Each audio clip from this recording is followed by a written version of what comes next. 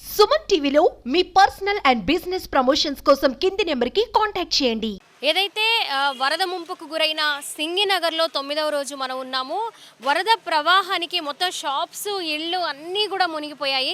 ఇంకా వ్యాపారులు అయితే చిన్న చిన్న వ్యాపారం చేసుకునే వాళ్ళైతే విపరీతంగా వాళ్ళ మొత్తం లోపల సామానం అంతా స్టాక్ అంతా బురద మట్టి పాడైపోయి ఎందుకు పనికిరాకుండా అయిపోయిందని చాలామంది కూడా ఆవేదన వ్యక్తం చేస్తూ ఉన్నారు.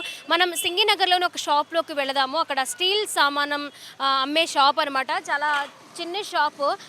కొంతమంది ఆడవాళ్ళు కలిసి వ్యాపారాన్ని చేస్తూ ఉన్నారనమాట. మనం చూసుకోవచ్చు మొత్తం అన్నీ కూడా బురదైపోయాయి, మట్టి అయిపోయాయి. అవన్నీ క్లీన్ చేసుకుంటున్నారు ఈరోజు. చూడండి అదంతా. అమ్మా, మీరు ఇక్కడ వర్క్ చేస్తారా?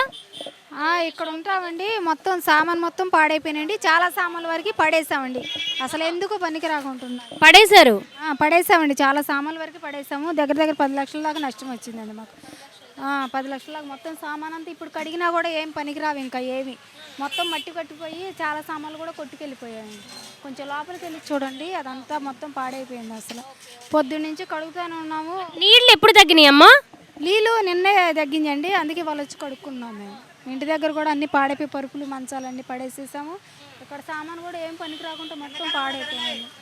అసలు ఇప్పుడు ఇలా ఒకసారి మీరు క్లీన్ చేసిన తర్వాత ఇవి అమ్మడానికి పనికిరావుగా? అమ్మడానికి పనికిరావండి. ఇంకా పాసాలు పడేయడానికే మట్టి ఉంటే తీసుకోరని కడుగుతున్నామండి అన్నీ. చాలా సామాన్ల వరకు కొట్టుకెళ్ళిపోయినాయి కూడా అండి. మిక్సీలు అవన్నీ ఇంకా ఏం పనికిరావు. అనుకోండి మొత్తం అట్టపెట్లన్నీ పడేయడమే. ఇంకా ఈ అయినా పాసాలు ఏమేమి అమ్ముతూ ఉంటారు లోపల? మిక్సీలు, కుక్కర్లు, గ్రైండర్లు, మోటార్లు, మామూలు కూలర్స్ అన్నీ అమ్ముతామండి. స్పూన్తో సహా అన్నీ అమ్ముతాం. మొత్తం ఏనికి పాడైపోయినాయండి. ఇదిగోండి, ఇక్కడ చూసుకోవచ్చు కొంతవరకు అయితే ఏదైతే బురద మట్టి, మనం ఇక్కడ కవర్ చూస్తే అర్థమవుతుంది.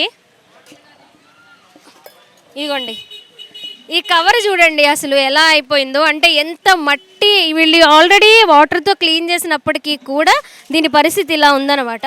సో ఇంత ఎత్తున బురద మట్టి, ప్రతి వ్యాపారం కూడా, ప్రతి షాప్ కూడా ఇలాగే ఉంది. సో లోపలికి వెళ్దాం, ఇంకా ఎలా ఉంది అనేది ఒకసారి చూసే ప్రయత్నం చేద్దాం మనము. కింద రోడ్డు మీద దగ్గర నుంచి 8 and 9 feet అంటే 9 అడుగుల హైట్ వరకు నేను లోపలికి వచ్చాను.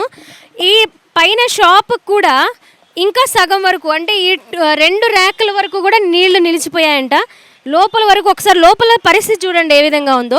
అంటే అన్ని షాప్స్ పరిస్థితి, అన్ని ఇళ్ళ పరిస్థితి ఇలాగే ఉంటుంది. జస్ట్ అసలు మనకు చూస్తే ఒక ఐడియా రావడం కోసం ఒక ఎగ్జాంపుల్గా నేను ఈ షాప్ చూపిస్తున్నాను అనమాట. ఒకసారి లోపలికి వచ్చి చూద్దాము. ఇప్పుడు చాలా వరకు మేము పంపించేసాం. మరి అవి మేము శుభ్రం చేసుకోవాలి కదా, ఉన్నాయి కూడా పాడు చేసుకోలేం కదా. చాలా వరకు లాస్ అయితే చాలా వచ్చిందండి మాకు.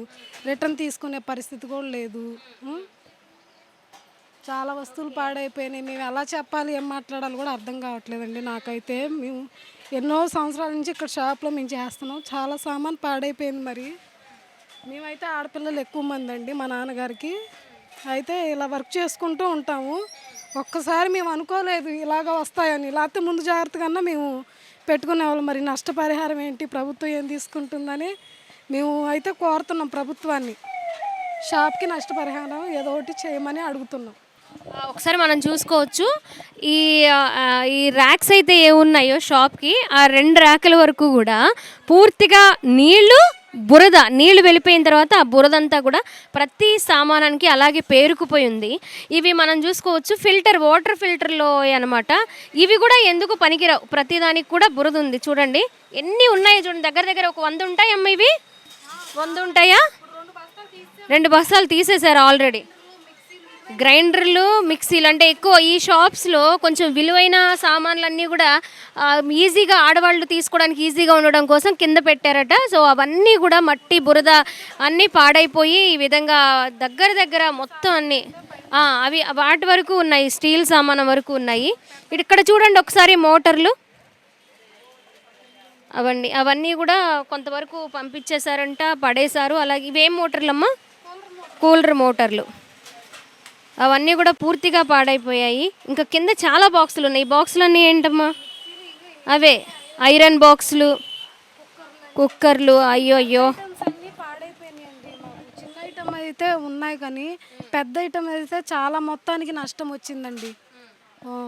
ఓకే, మనం చూసుకోవచ్చు ఏ స్థాయిలో వరద అనేది వచ్చింది, ఏ స్థాయిలో ఇన్ని రోజులు వరదలో ఉండిపోయాయి ప్రతి ఇల్లు, ప్రతి షాపు కూడా. మరి ఇల్లు అంటే ఆ సామానం వరకు అయింది. ఆ ఇంటితో పాటు ఇలా చిన్న చిన్న వ్యాపారాలు చేసుకునే వాళ్ళకైతే పూర్తిగా నష్టపోయామని కూడా చెప్తూ ఉన్నారు. అలాగే ఇక్కడ అంటే ప్రతి అమౌంట్ వచ్చిన ప్రతి అమౌంట్ ఉన్న క్యాష్ అంతా కౌంటర్లో అది ఎవరు తీయరు, కొంతవరకు అన్న పెట్టుకుని ఉంటారు. అలా కూడా మాకు ముందుగా సమాచారం లేకపోవడంతో కొంతవరకు ఆ క్యాష్ కూడా మేము కౌంటర్లో పెట్టున్నాము, పూర్తిగా నష్టపోయి ఉన్నామని కూడా వాళ్ళ బాధ చెప్తూ ఉన్నారు. నిజంగా ఇలాంటి పరిస్థితి ఎప్పుడూ కూడా రాకూడదని అందరం కూడా కోరుకోవాలి ఖచ్చితంగా. ఇంకా వీళ్ళు కొద్దిగా ఊపిరి పీల్చుకునే మాట ఏంటి అంటే గవర్నమెంట్ తరపు నుంచి కొంత ఆర్థిక సహాయం చేస్తామని ముందుగానే ముఖ్యమంత్రి చంద్రబాబు నాయుడు గారు అంటే నష్టం ఎంత అని తెలియకుండానే కూడా అందరికీ భరోసా కల్పించారు.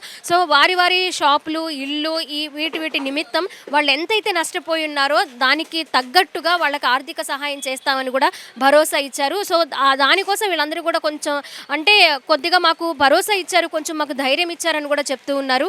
సీఎం గారు మాకు ఇలాగ షాపులన్నీ పాడైపోతే మాకు అయితే న్యాయం చేస్తానని చెప్పారు. మేము ఇవి నష్టపరిహారం గురించి న్యాయం చేయమని ప్రభుత్వాన్ని అయితే మేము అడగగలుగుతాం. మేము ఇంతకంటే ఏం చేయలేమండి. చాలా అయితే నష్టపోయాం. ఇది పెద్ద పెద్ద వస్తువులు కదా అమౌంట్, అందుకని మాకు కొంచెం న్యాయం చేయాలని ప్రభుత్వాన్ని అయితే నేను అడగగలుగుతున్నాను.